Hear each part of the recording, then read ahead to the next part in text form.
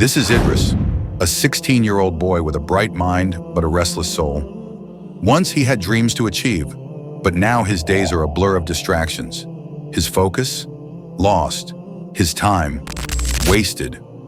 He whispered to himself, "Why can't I get anything done? I just don't have time. Everything feels impossible." Idris was stuck in a cycle. He had dreams to chase, but his focus? Lost.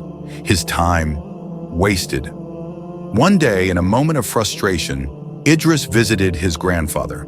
His grandfather, a man of faith and wisdom, always seemed to have the answers. His grandfather looked at him with kind eyes and asked, "Idris, you look troubled. What's on your mind?" Idris hesitated, then said quietly, "I can't focus, Grandpa. I start one thing, but then I'm distracted by 10 others. It feels like I'm constantly running in circles. How did you manage to stay calm and organized when you were my age?" His grandfather chuckled softly, placing a comforting hand on Idris's shoulder. "Ah, my boy, it wasn't always this way. I struggled too. But I learned a secret, one that I found in the Quran and in simple daily habits. Let me tell you a story. When Idris's grandfather was a young man, his life was just as chaotic. He felt overwhelmed by his responsibilities and distracted by the noise of the world.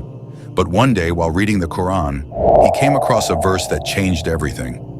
His grandfather said, "I read, 'Indeed, prayer prohibits immorality and wrongdoing.'" Quran 29:45. That's when it hit me.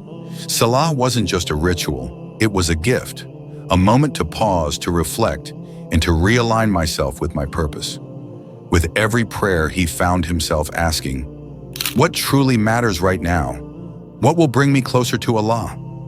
Slowly, the noise in his life began to fade, replaced by focus and peace.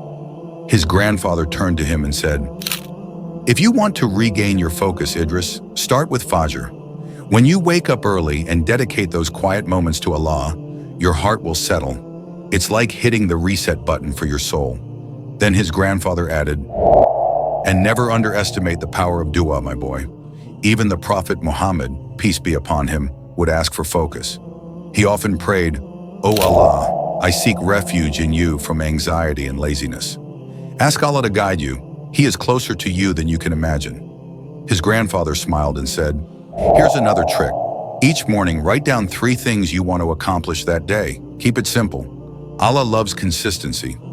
Remember what the Prophet Muhammad, peace be upon him, said, 'The best deeds are those done consistently, even if they are small.' And don't overwhelm yourself, Idris. Focus on one thing at a time. Even the Prophet, peace be upon him, balanced worship, family, and rest. Life isn't a race, it's a journey." His grandfather leaned closer and said softly, "When you work, keep distractions away. Use a timer. Focus for 25 minutes, then take a short break. During those breaks, pause, make dua, and reset. You'll be amazed at how much you can accomplish." In just a few weeks, Idris's life began to transform. With Salah as his anchor, clear priorities, and a focused mind, he found himself achieving more with less effort. His grandfather's words stayed with him. Focus is a habit, not a talent. Start small. Begin with Salah. Plan your day with intention. And always trust in Allah's guidance. Focus isn't about time, it's about purpose. Like Idris, you too can regain your focus.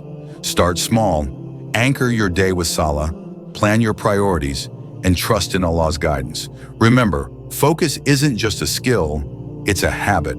And with a little effort, it's one anyone can master. If you like this story, hit the like button and share it with others to inspire them. Don't forget to subscribe for more inspiring stories like this one. Until next time, Assalamu alaikum wa rahmatullahi wa barakatuh.